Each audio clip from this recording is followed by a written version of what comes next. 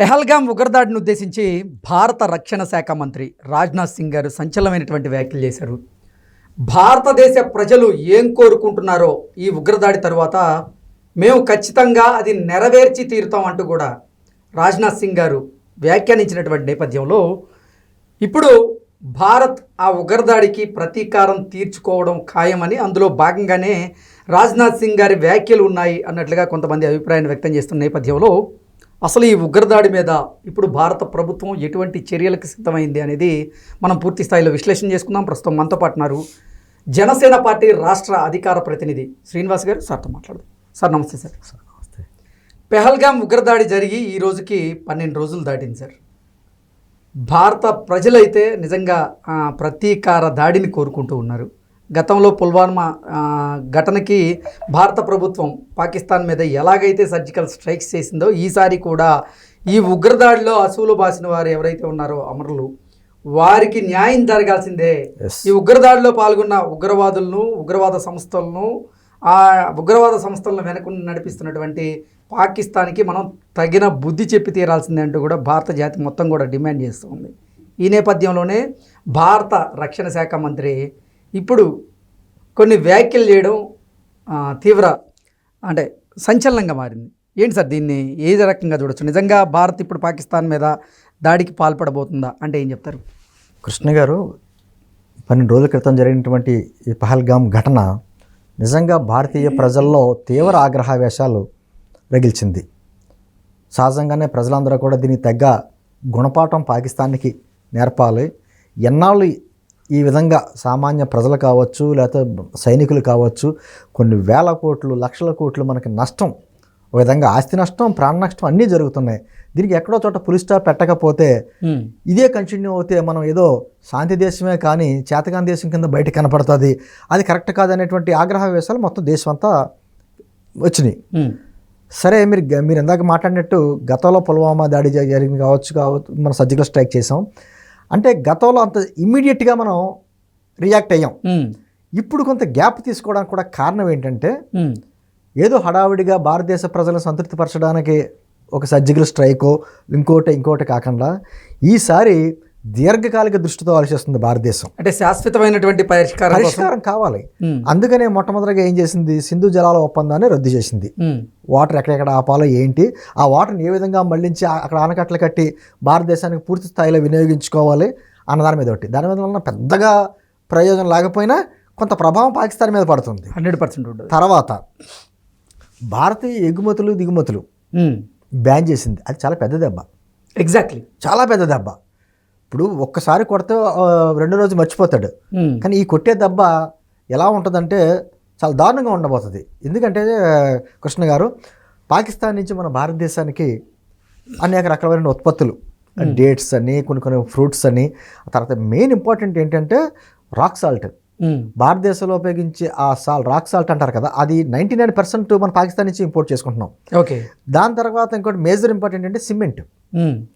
ఆ cheap cement అక్కడ పాకిస్తాన్లో. అందుకని ఎప్పుడైతే భారతదేశ నిర్మాణ రంగం బాగా బలిష్టంగా పెరుగుతుందో దానికి తగ్గట్టుగా అక్కడి నుంచి తక్కువ ధరలతో మనం ఇంపోర్ట్ చేసుకుంటారు. మీకు బోర్డర్లో ఉన్నటువంటి స్టేట్స్ అన్నీ కూడా అది. అంటే ఏడాదికి అప్రాక్సిమేట్గా ఒక 50 కోట్ల డాలర్లు మనకి ఇంపోర్ట్స్ అవుతున్నాయి. మన భారతదేశం నుంచి పాకిస్తాన్కి ఇంచుమించు 500 కోట్ల డాలర్లు ఎగుమతులు అవుతున్నాయి. అవి ఫ్రూట్స్ లాంటివి కావచ్చు, లేకపోతే ఎక్కువగా మందులు, మెడిసిన్స్కి సంబంధించి కావచ్చు, ఏదైనా అవుతున్నాయి. దాంతో వాళ్ళకి చాలా దారుణమైన దెబ్బ తగలబోతుంది. ఒకటి, దీనికి ప్లాన్ చేసి ఇప్పుడు ఇందాక నాకు తెలిసిన వార్త ప్రకారం డైరెక్ట్గా భారతదేశం ఇంపోర్ట్కి ఎక్స్పోర్ట్కి బ్యాన్ చేసింది కాబట్టి వాళ్ళు ఏం చేశారంటే ఇండోనేషియా నుంచి, శ్రీలంక నుంచి, లేకపోతే అరబ్ ఎమిరేట్స్, దుబాయ్ కంట్రీస్ నుంచి కావచ్చు, తర్వాత ఏమో మలేషియా నుంచి, సింగపూర్, ఆ కంట్రీస్ నుంచి, అటునుంచి మన భారతదేశంలోకి ఎంట్రీ అయ్యేలాగా దొంగదారిలోకి భారతదేశంలోకి ఇంపోర్ట్ చేసేటటువంటి ప్లాన్ కూడా చేసింది అన్నట్టుగా వార్తలు వస్తున్నాయి. దాని మీద కూడా నిఘా వర్గాలు దృష్టి పెట్టి మొత్తం అన్ని చోట్ల బోర్డర్లు అన్నిటి కూడా చెకింగ్లు మొదలుపెట్టినాయి. నేనేమంటున్నానంటే, ఒక దీర్ఘకాలిక ప్రణాళిక ఈ 2 రోజులు బట్టి మీరు అన్నట్టు రక్షణ శాఖ మంత్రి గారు మాట్లాడటమే కాకుండా ప్రధానమంత్రి గారు రోజుకొకళ్ళతోటి త్రివిధ దళాలతోటి సమావేశాలు అవ్వడం, వాయుసేనతోటి నౌకాసేనతోటి మిలిటరీ అధికారులతోటి రోజుకు ఒకరితోటి దీర్ఘాలు ఎంతవరకు అవకాశాలు ఉన్నాయి, ఏంటి, ఎక్కడెక్కడ పాయింట్స్ ఉంటాయి అన్నీ కూడా ఒక యుద్ధ ప్రణాళిక ఏంటి అనేది ఒక రచిస్తున్నారు.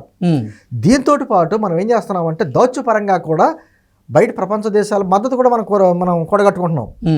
ఆల్రెడీ జపాన్ కానీ, ఫ్రాన్స్ కానీ, బ్రిటన్ కానీ, అమెరికా కావచ్చు, రష్యా కావచ్చు, ఇవన్నీ కూడా మనకు సపోర్టివ్గా మాట్లాడుతున్నాయి. అదే పాకిస్తాన్ ఏమో వాళ్ళకి సంబంధించినటువంటి చైనా కావచ్చు, లేదా టర్కీకి సంబంధించినటువంటి నౌక కూడా పాకిస్తాన్ జలాల దగ్గరికి వచ్చిందని చెప్పంటున్నారు. అంటే ఆ కంట్రీకి సంబంధించి మద్దతు ఎవరు చెప్తారో ఆ ప్రయత్నాలు చేసుకుంటున్నాయి. కాకపోతే ఏంటంటే దీని వెనకాల కూడా అంటే సపోర్ట్ చేయడానికి కూడా ఆయుధ వ్యాపారాలు అలా వ్యాపారం తత్వం కూడా ఉంటుంది కదా. ఇవన్నీ నేనేమంటున్నానంటే సార్, మొత్తానికి దీంతో పాటు చాలా జాగ్రత్తగా గమనిస్తే మనం ఉగ్రవాదులకి వ్యతిరేకంగా పోరాడుతున్నాం, ముస్లిం సమాజం మీద కాదు. ముస్లిం సమాజం యొక్క మద్దతు కూడా మనకు కావాలి. ఓకే, భారతదేశంలో ఉన్నటువంటి ముస్లిం సమాజం మద్దతు కూడా మనకు కావాలి. మనం వ్యతిరేకంగా పోరాడుతున్నది ఇస్లామిక్ టెర్రరిజం మీద, భారతీయ ముస్లిం సమాజం మీద కాదు అనేటువంటిది కూడా మన ప్రజలకి చక్కటి సందేశం కూడా ఇవ్వాలి. అది చేస్తుంది భారత ప్రభుత్వం. మనకి వాళ్ళతో వ్యతిరేకం కానీ ఇక్కడ ఉన్నటువంటి వాళ్ళతో ఎటువంటి మనకి వ్యతిరేకత లేదు అనేటువంటి ఉద్దేశంతో.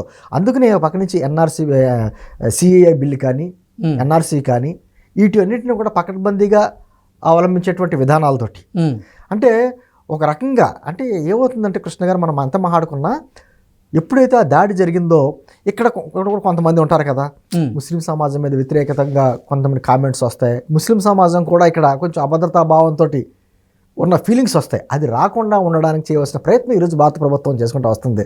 అంటే కృష్ణ గారు యాక్చువల్గా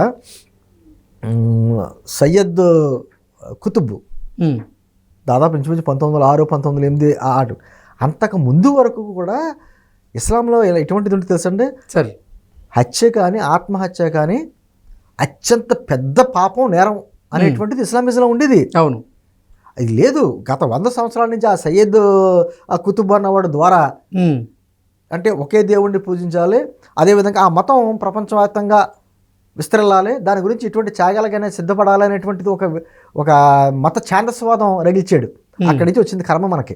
అంతకుముందు లేదు ఇది. ఓకే, అయితే దాన్ని ఒక 5% ఉంటారండి. ఆ 5% టెర్రరిజం, ఆ మతోన్మాదులు మిగతా 95% సమాజాన్ని చిన్నభిన్నం చేసుకుంటూ వస్తున్నారు. నిజంగా మామూలుగా ముస్లిం సమాజంలో కూడా మీలాగా నాలాగే మనం బాగుండాలి, మన పిల్లలు బాగుండాలి అనుకునే వాళ్ళే. ఈ 5% వలన వచ్చిన ఇబ్బంది ఈరోజు సమాజంలో చిన్నభిన్నం అవుతుంది. అందుకని చాలా దీర్ఘకాలిక ప్రణాళికతో ఈరోజు మోదీ గవర్నమెంట్ హడావుడిగా కాకుండా ప్రజల భావోద్వేగాలు ఉంటాయి ఖచ్చితంగా. ఇమ్మీడియట్గా వెళ్ళి పాకిస్తాన్ని ప్రపంచ పటంలో లేకుండా చేసేయాలని ఉంటుంది. అది మనం గతంలో మాట్లాడుకున్నట్టు ఒక 5 గంటల్లో చాలు లేపడేస్తాం. అది కాదు, దాని పర్యవసనాలు కూడా మనం ఆలోచించాలి. ఓకే, ఆర్థికంగా మనం ఎక్కడ ఇబ్బంది పడకూడదు. భారత ప్రజల మీద ఇప్పుడు యుద్ధం వచ్చిందంటే ఏమవుతుందంటే దాని ప్రభావం ఖచ్చితంగా సమాజం మీద ఉంటుంది. కొన్ని వేల కోట్లు ఖర్చు అవుతాయి. అదంతా కూడా ట్యాక్సుల రూపాయన ప్రజల మీద భారం వేయాలి, ఊరికే రాదు కదా.